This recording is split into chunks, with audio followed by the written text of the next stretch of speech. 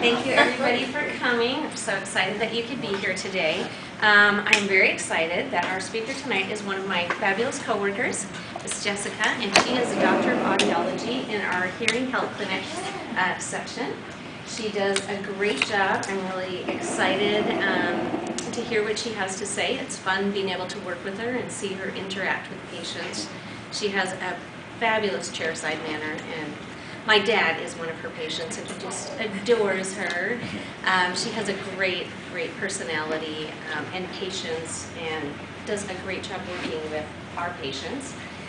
And I would like for us first, before she comes up and introduces herself, just go around and introduce ourselves and tell if you're a student or if you're working and where you work. My name is Katie Denoyer, and I work at Hecht Aesthetic Center, Bellingham Ear, Nose, and Throat, and we also have our hearing health clinic. I'm Carol Young. I'm retired for many years and still involved in the organization. Good. All right, we'll come right over here. Yes. Okay, my name is Nina and I work at Seymour. Okay, very Bellingham. good. My name's Anthony and I work at the Bellingham ENT. Yes, another one of our team. I'm Brendan. I'm a student. Very good. I'm Kelly. I'm also a student. Wonderful. And I'm Gladys. I'm also a student. And thank you, ladies, for helping us tonight. Oh, Yes, we appreciate that. And I'm Pam, and I work for the Nooksack Tribal Clinic. Oh, very good. I'm Sandy and I work for Peaceful Pulmonary and Sleep. Very good. I'm Sherry, work for Family Health Associates. Thank you. And Dave? Oh, I'm Dave Weinstein. I'm a certified medical assistant, AAMA, at Whatcom Occupational Health. And currently our vice president. Oh, yeah. Carolyn Sherwin, CMA, WAMA. I'm working at Family Foot Care. Very good. And I'm Christy Rector, and I am the new chapter president this year, and I work at Peace Health in the specialty clinics. Yes, very good. Oh, and Anthony is our secretary, so he helps us as well. Well, I'll let Jessica tell a little bit more about herself. Thank you so much for being here. Well, thank you so much, Katie, for that introduction. So yes, my two coworkers here. So as Katie said, I work for the Hearing Health Clinic, and I also work at Bellingham Ear, Nose, and Throat. So it's kind of two clinics, and I get to do two different parts of my job, which I really enjoy. So I kind of split up my week and get to do some different things. So I'm a fairly new audiologist, and it was very nostalgic coming back to Whatcom because I got my associate's degree here and I did Running Start, and so I'm just amazed every time I come over here at how much it's growing and all the different buildings. And this weekend I went to the Roller Betties match, and that gym is just beautiful. It's so amazing. I was like, wow, maybe I would have worked out if I had this nice facility. Maybe. So yeah, it was pretty neat to see. So yes. So I've been an audiologist for the past couple of years. My fourth year of my program, I did an internship, so I was full-time up at the clinic then. So I believe I've been there coming up on 3 years. So fairly new to the field, but thoroughly enjoy it. And so I'm really glad to be here to talk to you about audiology. And so my Cheers for Ears title, an overview of audiology and hearing. So I also wanted to, and I guess I just clicked, there we go. Okay, so I don't really have a lot of hobbies, and I didn't really know how to explain myself. So I was like, I'm gonna make a collage. And so this is a little bit about me. So the first little funny there, I said, "Did you lose your hearing aid again?" And there's cats, and I have a cat named Shadow, and I love her dearly, so I love cats. This is a picture of my favorite brewery, Colshan. You can find me there on a Friday night. I enjoy wine tasting. Oh, yes. Go to Napa, things like that, have some wine. I'm from Bellingham, so I'm a local, I'm a native. I love it. I moved away and came back. I absolutely love Bellingham and love being here and working with the community. So I'm just so happy to be here. there's a crab, and that's because my family is really into crabbing. We go to San Juan Island, and it's like a holiday opening crabbing weekend. So I was trying to think about something with my family that I enjoy doing. And then also, lastly, here in Airplane, I do like to travel, and so recently a goal has been to start exploring the states in Washington that I haven't been, or pardon me, in the U.S. that I haven't been to. Let's open that up. So I was talking with Katie because I'm venturing down to New Orleans, and so she's giving me some tips, get some jambalaya and gator and beignets. Yeah, so if you've been, give me a tip. So. And shrimp and grits. Yes, yes. And today a patient said, get some bread pudding. I was like, okay. Oh, yes. So taking tips. All right. So anyhow, that's, I guess, me a little bit in a strange collage of random things. So. Okay. So some goals for our talk are going to be to learn about hearing loss and the auditory system. Some basics about audiology and kind of what does an audiologist do. A lot of times people ask me if I do like DJing or music things, audio. And so it's very, I think, it's getting better, but a lot of times people would ask me, oh, do you like record? And I'm, record what? I was like, no, I don't do that. So it's been, but the field is becoming more well known, I think, slightly, so it's getting better. And then learn about some communication strategies for working with individuals with hearing loss. And I think that's probably one of the most important components for you guys is, you know, across the lifespan, how do we communicate and build upon those communication strategies to effectively work with our patients or clients. So, yeah. And then also learning about why hearing loss and audiology are important to us. There's the baby boom as far as patients. They were predicting it about 5 years ago, and we are just now seeing it. So our patient base is increasing, and so there are some things changing, and so I'll be able to go over some facts with you about that. All right, so what is hearing loss? It's an invisible impairment. You cannot visually look at someone and tell typically that they have a hearing loss. It's damage to one or more areas of the auditory system, and I'll go into that a little bit more in detail so you can learn a little bit more about that. And also, it can occur in utero, childhood, adulthood, and then geriatric or natural aging population as far as the elderly. So I also have a slide here in the middle. Has anyone seen that when you've been out and about, or that picture? Okay, yeah, so that's kind of assistive devices for folks with hearing loss. So if you see that, a lot of times I'll see it at theaters. There's different systems as far as looping, so using a telecoil, I don't know if anyone's heard that term, or induction loop systems, infrared. So when you go to the movie, there's basically closed captions.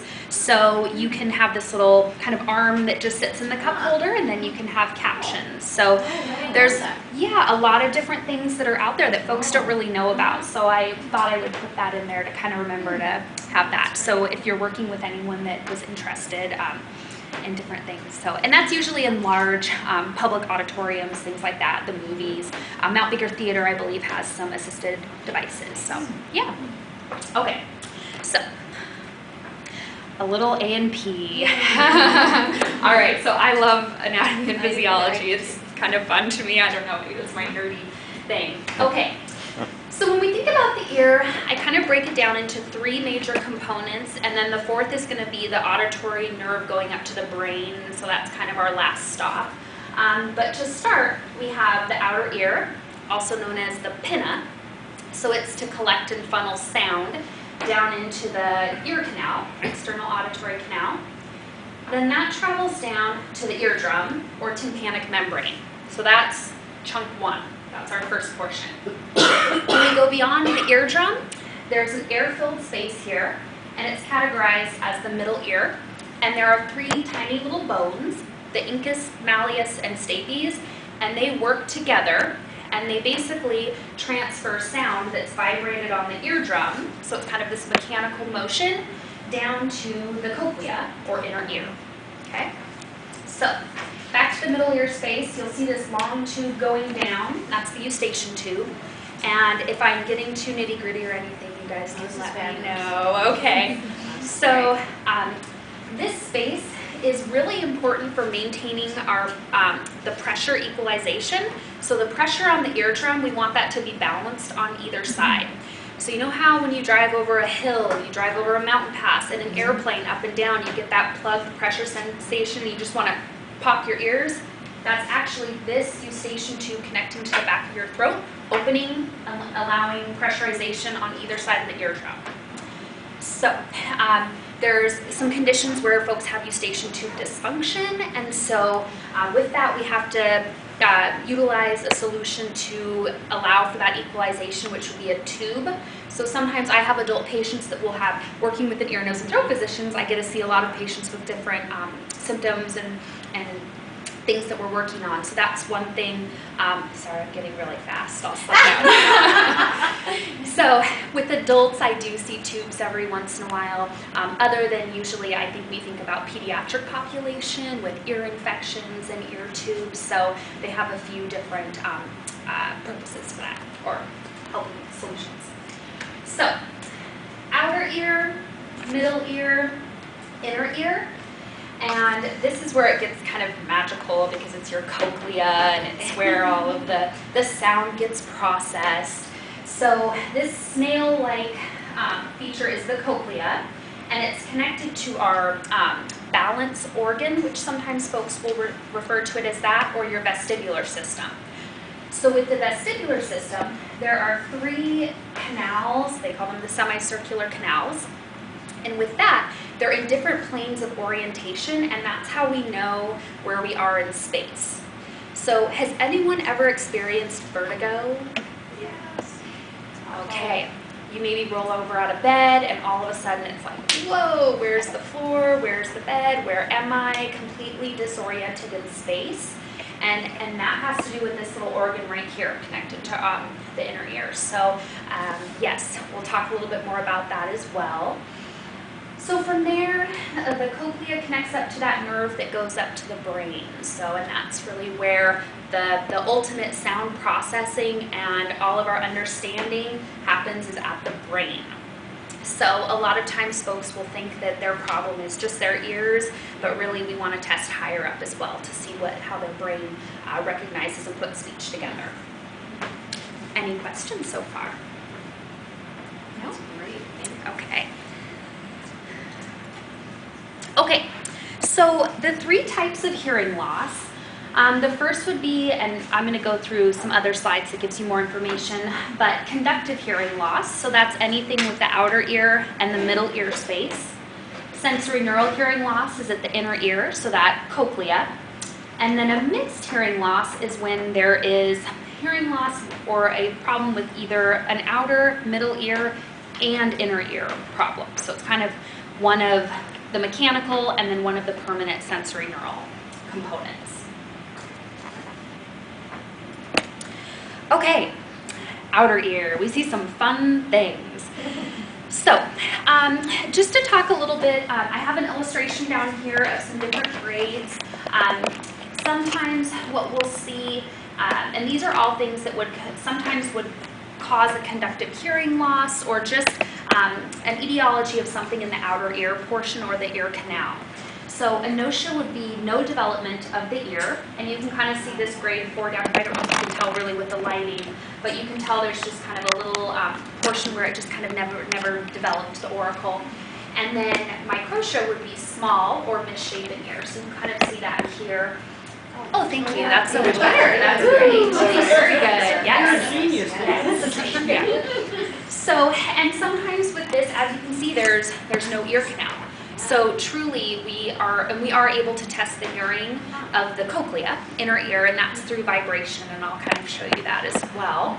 But so this person may have just a very big conductive hearing loss, but when we get to their cochlea, their hearing is in a normal range. So I'll show some solution options for that as well. Every once in a while, we get some pretty fun otitis externa. So with a lot of my patients that I see that have a pretty significant hearing loss, their ear mold that they wear, sometimes it will trap a bit of moisture and wax, and so we tend to see some infections there. So, and that's just one of those side effects of having that hearing aid on all day. So, also going back, so exostoses, also known as surfer's ear, basically they're these little bony growths in the ear canal from wind and water. So when you look into the ear, there's just these little bumps that come out, and sometimes they can form and get so large that they'll trap wax behind. They can get chronic ear infections, so sometimes that'll lead to surgery to kind of clear out the ear canal, so that doing a reconstruction of the canal so that the ear can naturally shed wax and whatnot out. Oral polyps, so a benign fleshy growth, and that's typically from chronic irritation of the skin. Later on in a slide, I'll show you this great hearing aid. It's called the Lyric, and it is an extended wear device. And it's kind of made out of material similar to that of an earplug. And the only issue is that we found that by having it in there, it's creating these polyps. So we're kind of evaluating and looking at ear health and how that device is affecting our patients, because they're coming up with some of these polyps. So it's kind of always interesting when you remove it after 3 months and look in there and you really don't know what you're going to see. So it's pretty interesting. So I'll show you a slide and what that looks like later on. Any questions so far? Is the device you're talking about a permanent device? So it's an extended wear hearing aid, and so with that, it's a subscription based setup. So essentially you pay for a year of hearing aids, and they are a device that lasts anywhere from 2 to 3 months. And so essentially I insert it into the canal at a certain depth. I have a little tool, and then essentially you sleep, shower, everything with the hearing aid in, just with the exception of swimming, of course, because you can't fully submerge, but yes. So then Yes. if they go swimming and they can take it out themselves and put it back in? So they can take it out, but we have to put it back in. Oh, okay. Yes. Okay. So I have one patient, and she was taking her son to the water slides, and she's like, she is a little nervous to take them out herself. And so she was like, hey, can I swing in? Can you take them out? I'll be back on Monday. Great, no problem. So she'll just pop in, I'll take out the devices, and then have her come back in. So yeah. Interesting. Yeah. And for some patients, they'll switch from a traditional hearing aid, which I'll show you a little bit about that, and so they'll have those as backup. So for her, it would be great because then she can put her backups in for the weekend and just take them out when she's at the water slides, and so we just, all sorts of things that we do, so yeah. Okay. Come along. Yes. Okay. So middle ear. So this is a dime. So to give you an example of those bones, they are tiny, tiny, tiny in the ear. So pretty durable yet fragile. So otitis media, an inflammation of the middle ear. So basically your ear infection, sometimes the fluid is infectious, sometimes it's not. So when we have little kids and they come in, I should say, we test children a couple days a week doing play audios, and I'll show you more about that. But sometimes they'll just have resting fluid in their ear. And so they'll start to maybe be delayed in language, things like that. And the parent's like, gosh, I don't think my kid is hearing me very well. But they're not in pain, they're not pulling at their ears, all of those usual signs and symptoms that with a child with a ear infection are in pain. So we'll do some testing and find that there's just kind of fluid sitting in there. So it doesn't always have to be infectious to be kind of causing a problem.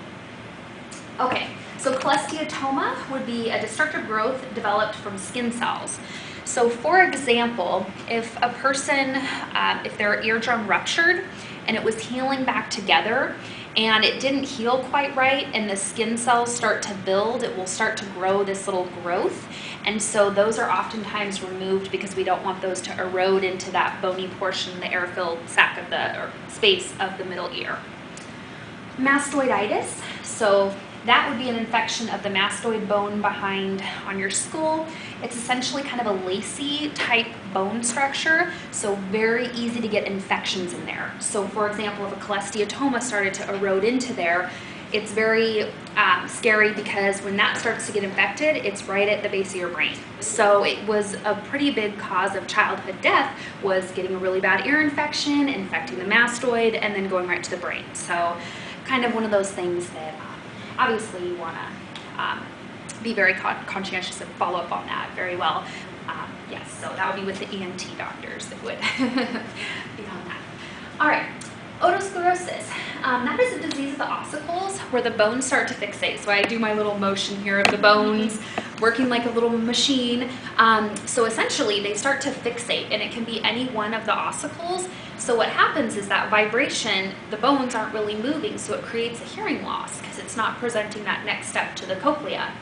So that's also something that I've seen as hereditary. So families, it'll be a couple of generations will have the otosclerosis, and with that it usually starts to appear in anywhere around the 20s. I've seen typically with my patients where they'll start to go, gosh, I'm just not hearing as well, and then we start doing testing and find out that boy, that's not moving that eardrum, and then passing them on to the ENT and whatnot to be further evaluated.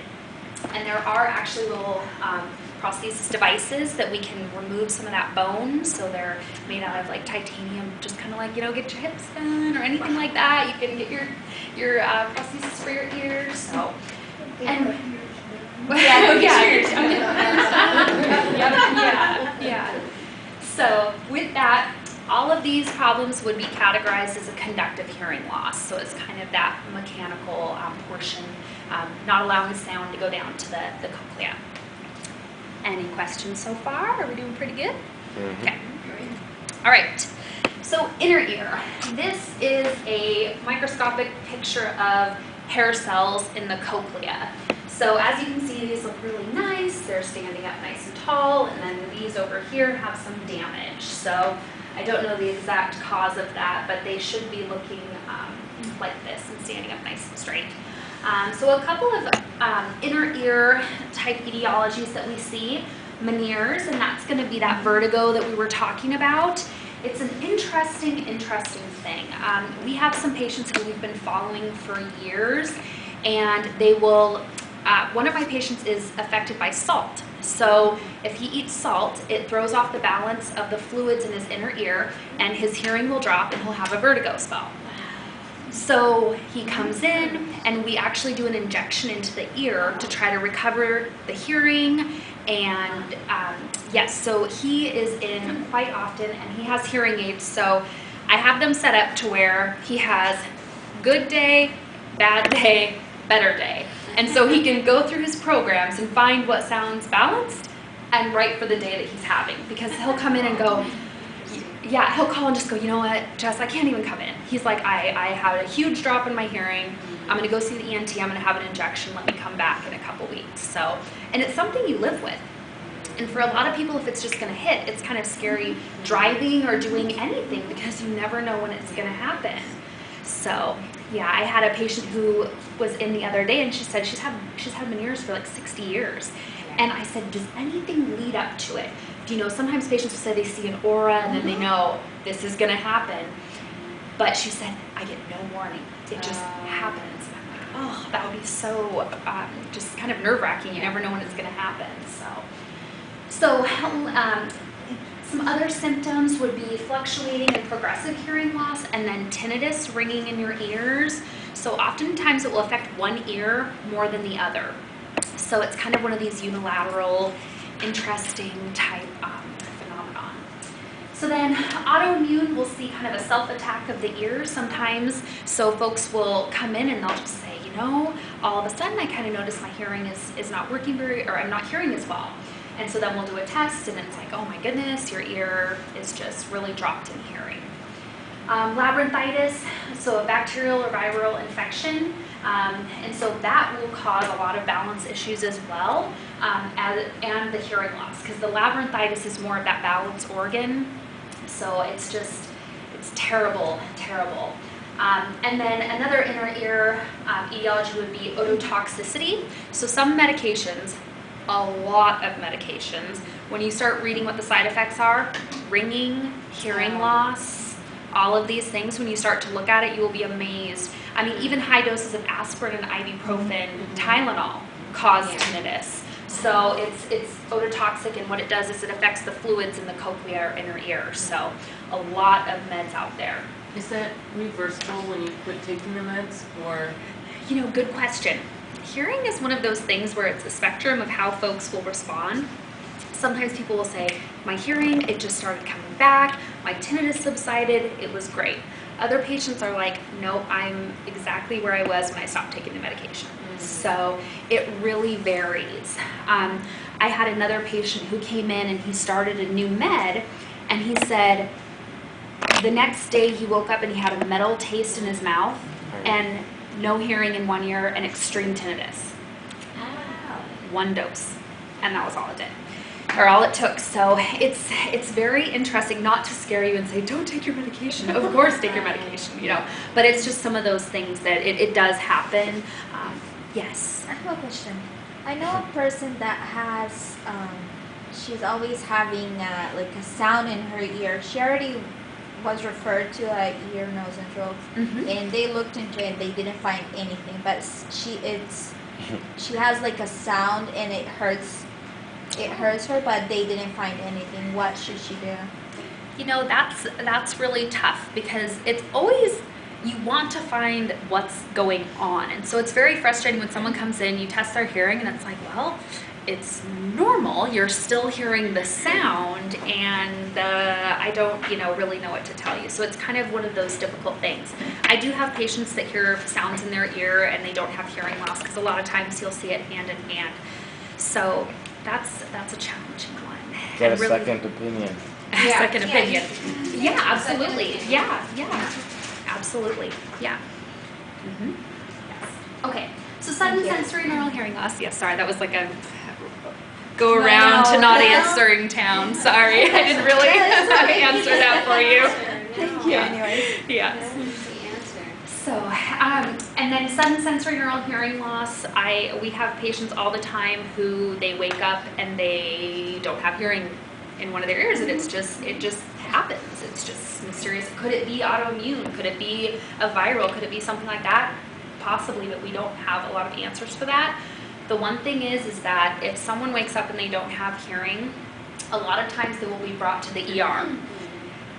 And then, fortunately for us, our office is right across the street from the ER. So those ER physicians should know to send those patients right over to us, because we do these injections or we try steroids to try to recover that hearing. And time is of the essence. So the outcome is far better when that treatment happens like immediately. So one little tidbit, if you encounter someone